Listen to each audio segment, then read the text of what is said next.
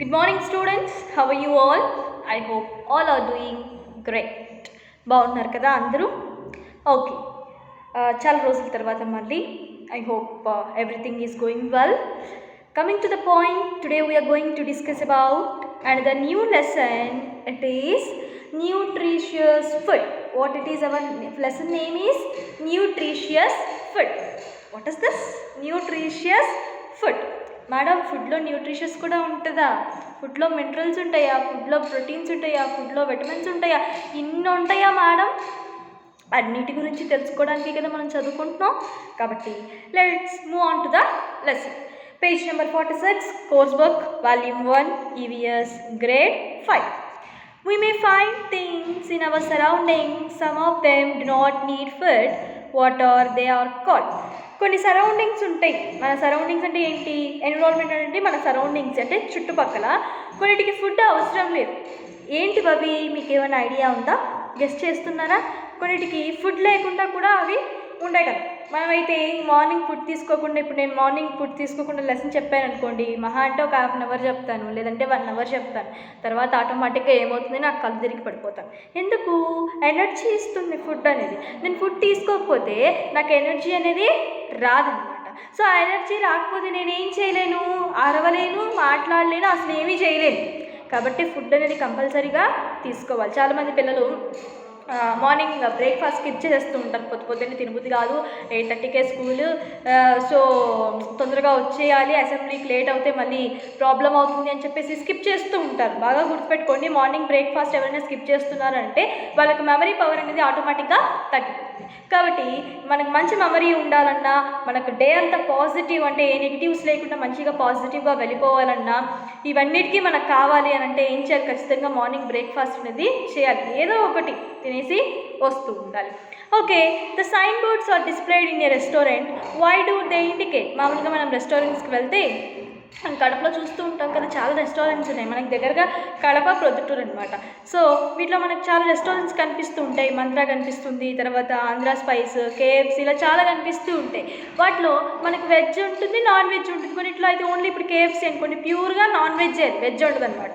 అలా కాకుండా మనం ద్వారక ఇలాంటి హోటల్స్ చూసామనుకోండి, అక్కడ మనకు వెజిటేరియన్ కనిపిస్తూ ఉంటుందన్నమాట. Okay, identify non vegetarian among these pictures. How do you differentiate between carnivores and non vegetarians?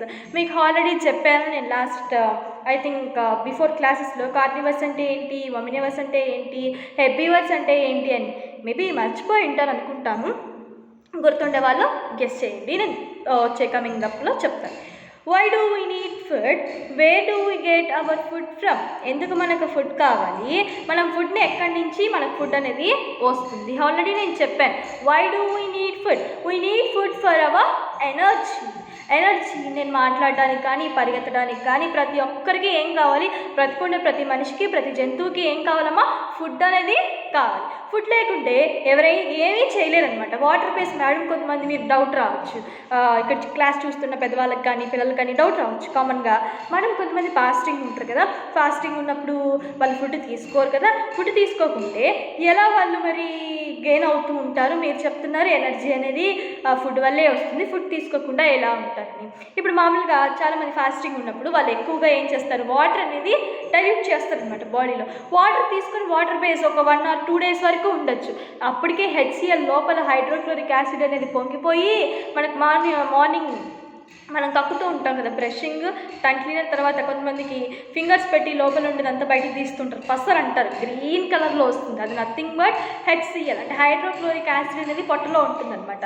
So మనం ఏదైతే ఇక్కడ వాటర్తో కంప్లీట్గా చేస్తున్నామో, లోపల గ్యాస్ ఫామ్ అయిపోయినప్పుడు తినకుండా వాటర్తో 2 days మాత్రమే ఉండగలం, దానికంటే ఎక్కువ రోజులు ఉండలేమన్నమాట.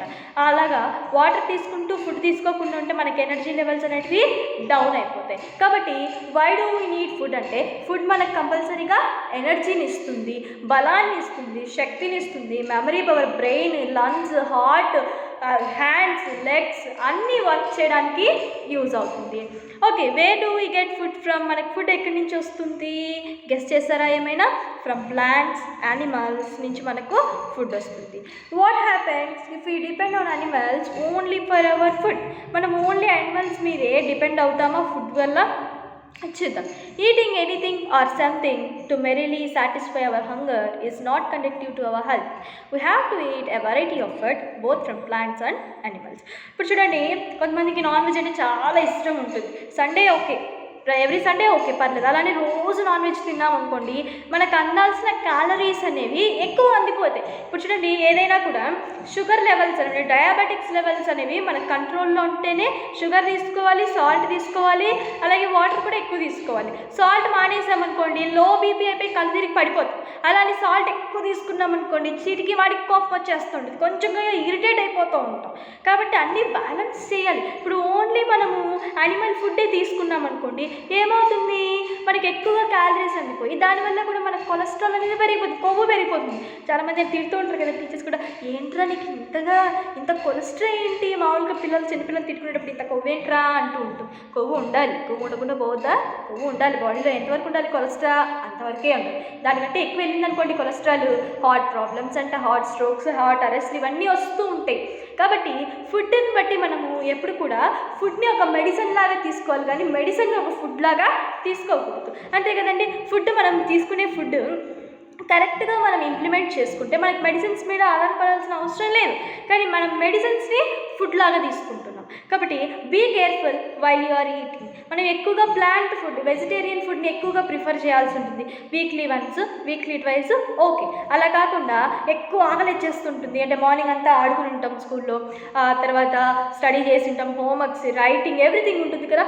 సో ఈవినింగ్ అలాగానే ఏమైపోతుంది, ఎక్కువగా ఆకలి అవుతుంటుంది. ఆకలి అవుతుంటే మనం ఏం చేస్తాం, అబ్బా మమ్మీ ఏదో ఒకటి ఉంటే పెట్టవా, మమ్మీ ఏం చేయలేదు అనుకోండి, నేను గోబీ తెచ్చుకుంటాను. వెళ్ళి గోబీలో వాడి ఎన్ని సాస్లు వేస్తాడు, సోయా సాస్ అంటే, టమాటా సాస్ అంటే, ఇంకేదో సాస్ వేస్తాడు. అవన్నీ కలుపుకొని వచ్చి తినేస్తాం అనమాట. అప్పటికైతే అమ్మయ్యా ఎంత బాగుందిరా, ఎంత ప్రశాంతంగా ఉంది. మీరు ఎప్పుడైనా గమనించారా పిల్లలు, గోబీ తిన్నప్పుడు కానివ్వండి, ఫాస్ట్ ఫుడ్స్ ఏవి తిన్నప్పుడైనా నూడిల్స్, వెంటనే మీకు ఎక్కువగా దాహం వేసేస్తుంది. ఎందుకు? ఎక్కువగా కెమికల్ ఫుడ్ తిన్నప్పుడు మాత్రమే మనకు థర్స్టీ అనేది ఎక్కువగా అవుతుంది. Be careful. ఇలాంటి కెమికల్ ఫుడ్స్ని అవాయిడ్ చేయడానికి ట్రై చేయండి. ఏది పడితే అది తినకూడదు, అర్థమైందా? ఏది ఉంటే అది తినాలి, కానీ ఏది పడితే అది తినకూడదు. ఈ రెండింటికి డిఫరెన్స్ బాగా గుర్తుపెట్టుకోండి. ఏది పడితే అది తినకూడదు, ఇంట్లో ఏది ఉంటే అది తినాలి. Okay. Next, some foods gives us energy. నార్మల్గా ఏ ఫుడ్ అయినా కూడా మనకి ఎనర్జీ ఇస్తుంది. Next, some build our muscle growth. కొన్ని అయితే మన మజల్ గ్రోత్ని బిల్డ్ చేస్తాయి. చూసారా, మీరు చిన్నప్పుడు పుట్టినప్పుడు ఎలా అంటారు, ఒక చిన్న పాంపిల్లాగా లేదంటే కుక్కల్లాగా చిన్నగా ఉంటారు. తర్వాత పెరిగే కొద్దీ చూసారు, నేను చిన్నప్పుడు ఎలా ఉండేదాన్ని, చాలా పొట్టిగా ఉండేదాన్నేమో, చాలా చిన్నగా ఉండేదాన్ని. కానీ ఇప్పుడు పెరిగే కొద్దీ నేను ఏమైపోతున్నాను, నేను కూడా ఆటోమేటిక్గా టాల్ అవుతున్నాను, స్ట్రాంగ్ అవుతున్నాను, గట్టిగా మాట్లాడగలుగుతున్నాను, ఇన్ని చేస్తున్నాను. ఇవన్నీ కూడా నేను ఎక్కడి నుంచి వస్తున్నాయి, నాకు ఫుడ్ తీసుకోవడం వల్ల వస్తున్నాయి, ఇంకా మిగతా రీజన్స్ వల్ల కూడా నేను పెరుగుతూ ఉండొచ్చు అనమాట. Next, and some helps to fight diseases. ఇప్పుడు కరోనా వచ్చేసిందమ్మా, డిసీజెస్ అంటే భయం వేస్తుందండి అసలు. ఈ కరోనా వల్ల బయటికి రావడం కాదు కదా, ఎక్కడికి వెళ్ళినా కూడా గుర్తుపట్టట్లేదు. ఈ మాస్కులు మనుషులకి ఇంత దూరం ఫిజికల్ డిస్టెన్స్, తర్వాత మాస్కులు ఇవన్నీ చూస్తుంటే ఇదేంటి, ఇంకెప్పుడు ఇది మారరా ఈ జనరేషన్, ఇంకెప్పుడు వెళ్ళిపోతుంది కరోనా తొందరగా అనిపించేస్తుంది అనమాట. సో మామూలుగా మనకి కరోనా వచ్చిన తర్వాత మనకి ఎక్కువగా ఫుడ్ ఏం తీసుకోమంటున్నారు, గార్లిక్ ఎక్కువ తీసుకోమంటున్నారు, మిరియాలు ఎక్కువ తీసుకోమంటున్నారు. ఇవన్నీ ఏం చేస్తాయి, అబ్బా మంట మేడం ఎవరు తింటారు అవి, మీరు భలే చెప్తారు అవి తినమని. అవి తినాలి. ఎందుకు? Immunity levels. ఇప్పుడు చూసారా, నా చుట్టూ నేను ఇక్కడ టీచ్ చేస్తున్నాను, అలాగా టీచ్ చేస్తున్నాను, నా పక్కన ఆఫీస్ రూమ్లో ఉంటారు అనమాట కొంతమంది. ఎవరైనా వచ్చి సడన్గా నన్ను ఇక్కడ ఏదో ఒకటి అంటారు, నన్ను కొట్టడానికి వస్తారు, తప్పు లేకుండా కూడా ఇది కొట్టడానికి వస్తారు. అప్పుడు ఇవన్నీ ఏం చేస్తారు, ఆఫీస్ రూమ్ నుంచి, మా మేడంని ఎవరు నువ్వు కొట్టడానికి వస్తున్నావు, ఇలా ఫైట్ చేయడానికి నన్ను సపోర్ట్ చేయడానికి వస్తారనమాట. సో అలాగే మనకు ఒక రెసిస్టెన్స్ పవర్ అనేది కావాలి. క్రిములు మన లోపలికి ఎంటర్ అవుతున్నాయి, జెమ్స్ మన లోపలికి ఎంటర్ అవుతున్నాయి అని అంటే ఆ క్రిములని ఎదుర్కోవడానికి, ఫైట్ చేయడానికి మనకి ఇమ్యూనిటీ లెవెల్, రెసిస్టెన్స్ పవర్ అనేది కావాలి.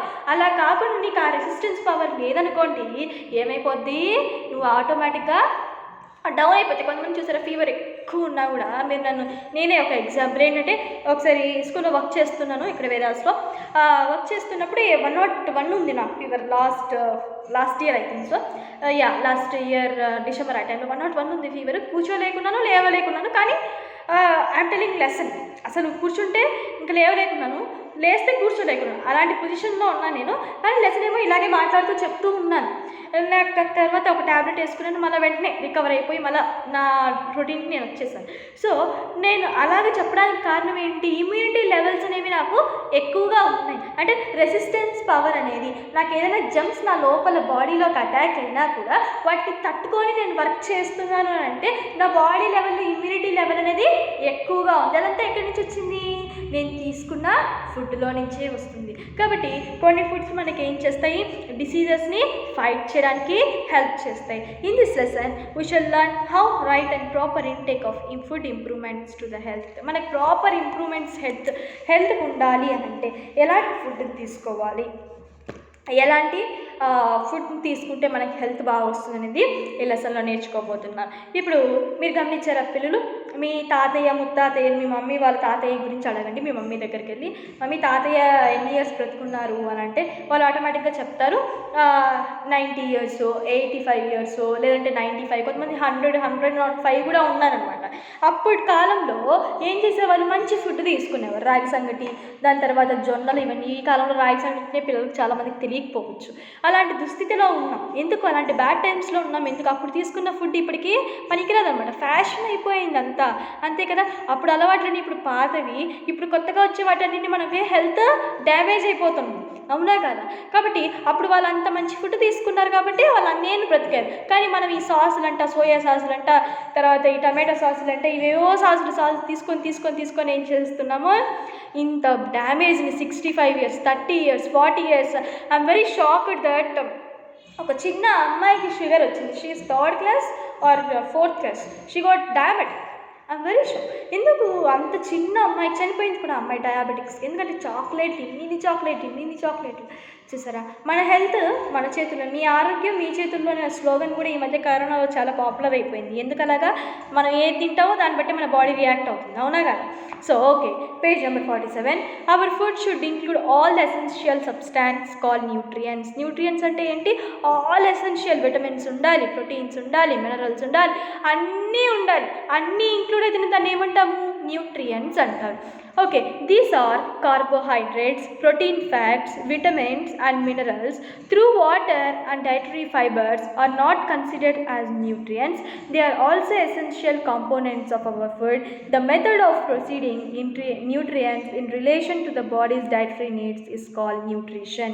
Nutrients అంటే ఏంటి, మనం ఏదైతే ఫుడ్లో అన్ని ఎసెన్షియల్ ఉంటాయి అంటే విటమిన్స్ కానివ్వండి, మినరల్స్ కానివ్వండి, తర్వాత ప్రోటీన్స్ కానివ్వండి, ఇవన్నీ ఇంక్లూడ్ అయిన ఫుడ్ని ఏమంటారమ్మా, న్యూట్రియంట్స్ అంటారు. న్యూట్రిషన్ అంటే ఇవన్నీ కూడా మన బాడీలో కన్జ్యూమ్ చేస్తాం కదా, అప్పుడు దాన్ని ఏమంటారు, న్యూట్రిషన్ అనేసి అంటారు.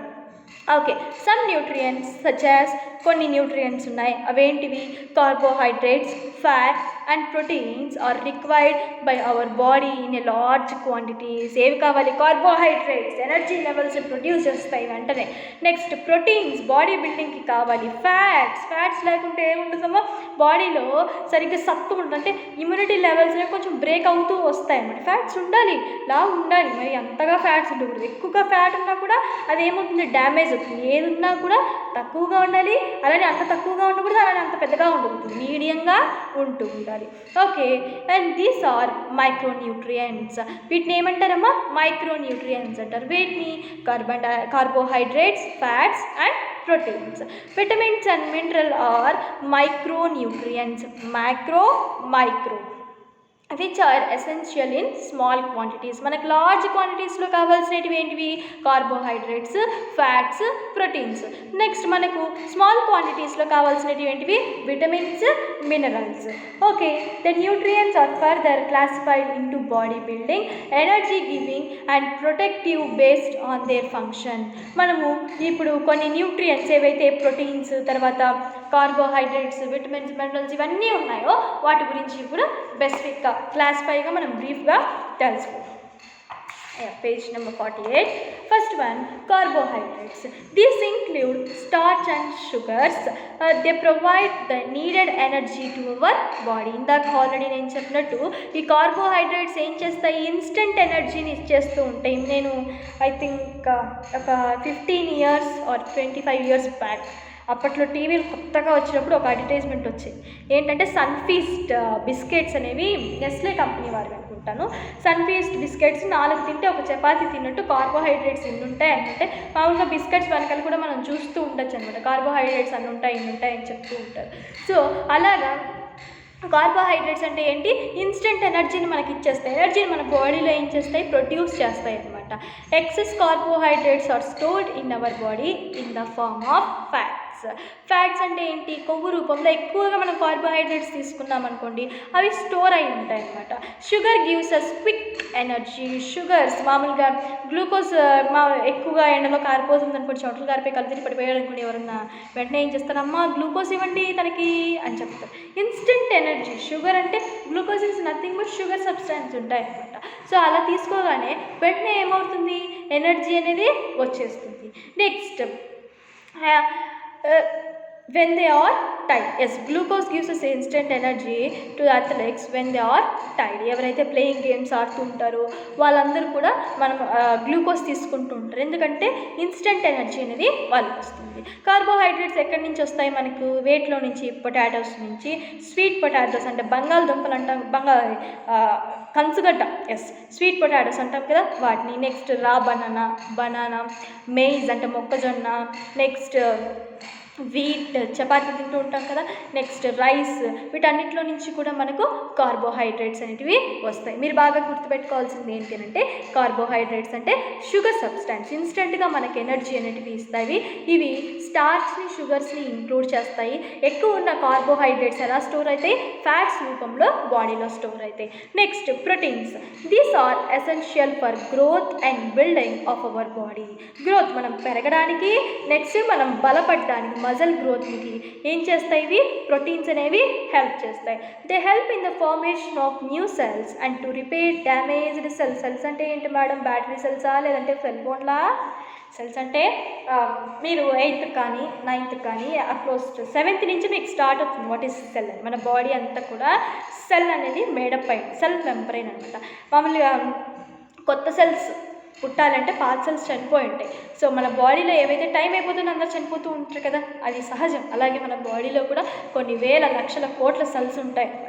ఆ సెల్స్ ఏవైతే టైం అయిపోతుంది వెంటనే డ్యామేజ్ అయిపోయింది అనుకోండి చనిపోతాయి. సో వాటి రూపంలో ఇంకొక కొత్త సెల్స్ రావాలి అనుకోండి, అవి ఏం చేయాలి, ఖచ్చితంగా ప్రోటీన్ ఫుడ్ అనేది తీసుకోవాలి. ఇప్పుడు మీకు ఎగ్జాంపుల్ బాగా అర్థమయ్యేటట్టు చెప్పాలి అంటే ఫీవర్ వచ్చినప్పుడు చాలా నీరసంగా ఉంటుంది. అప్పుడు మనం ఎక్కువగా ఫుడ్ తీసుకోవడం బట్టి ఒక 2 or 3 డేస్లో వెంటనే కోలుకుంటూ ఉంటాం. అందుకే కదా ఇప్పుడు కరోనా పేషెంట్స్కి కూడా ఎక్కువగా ఏం చేస్తున్నారు, ఎగ్ పెడతారు, చికెన్ పెడతారు, మటన్ పెడతారు. ఎందుకు, వెంటనే కోలుకోవాలి, ఇమ్యూనిటీ రావాలి. డ్యామేజ్ అయిపోయిన సెల్స్ లోపల ఏవైతే డ్యామేజ్ అయి ఉంటాయో, నీరసించిపోయి ఉంటాయో, సో అవన్నిటికి కూడా మళ్ళీ రికవర్ కావాలని ఇలాంటి ప్రోటీన్ ఫుడ్ పెడతారు. ప్రోటీన్స్ బాగా రావాలంటే మార్నింగ్ ఒక బాయిల్డ్ ఎగ్ తినండి చాలు, ఈవినింగ్ వెళ్ళి ఒక గ్లాస్ పాలు, ఇంకా చాలా, ఇంకేం అవసరం లేదు. ఎలా కావాలంటే అలా హైట్ అయిపోతాం, ఎలా కావాలంటే అలాగా లావ్ అయిపోతాం.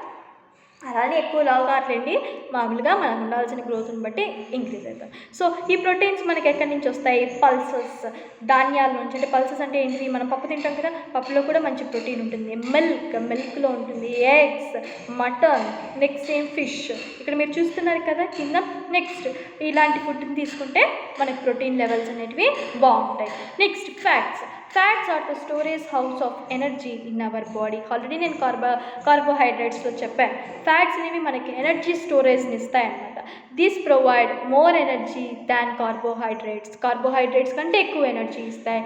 They also keep our body warm.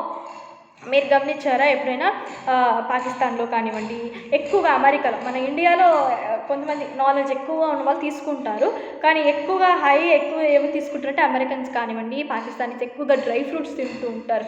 బాదం పప్పు, పిస్తా పప్పు ఇన్ని తింటారు. మనమైతే అన్ని తినలేము. తింటే ఒక 50 grams లేదంటే ఒక 20 grams అవే ఎక్కువ రోజుకి. కానీ వాళ్ళు ఏం చేస్తారు, ఎక్కువగా తింటారు. ఎందుకు, అవి చలి ప్రదేశాలు కదా ఎక్కువగా. సో ఎక్కువగా బాడీలో వేడి పుట్టాలంటే ఏం చేయాలి, ఇలాంటి ఫుడ్స్ని తీసుకోవాలి. పీనట్స్ తినండి, మంచిది హెల్త్కి. పీనట్స్, క్యాష్యూ నట్స్ అంటే జీడిపప్పు. నెక్స్ట్ ఇంకోటి ఏంటి, ఆయిల్ కూడా ఎక్కువ తీసుకోకూడదు. Be careful. ఆయిల్ ఎంత తక్కువ తీసుకుంటే అంత మంచిది, కానీ లిమిటెడ్గా తీసుకోవాలి. నెక్స్ట్ కోకోనట్, ఇలాంటివి ఎక్కువ తీసుకుంటే మనకు ఫ్యాట్స్ అనేవి ఇంప్రూవ్ అవుతాయి, మనకు ఎనర్జీ అనేది వస్తుంది. సో ఇవాళ మనం చాలా నేర్చుకున్నాం కదా. నెక్స్ట్ కమింగ్ అప్ పార్ట్ 2లో విటమిన్స్ గురించి, మినరల్స్ గురించి నేర్చుకుందాం. అంతవరకు take care, by by, thank you.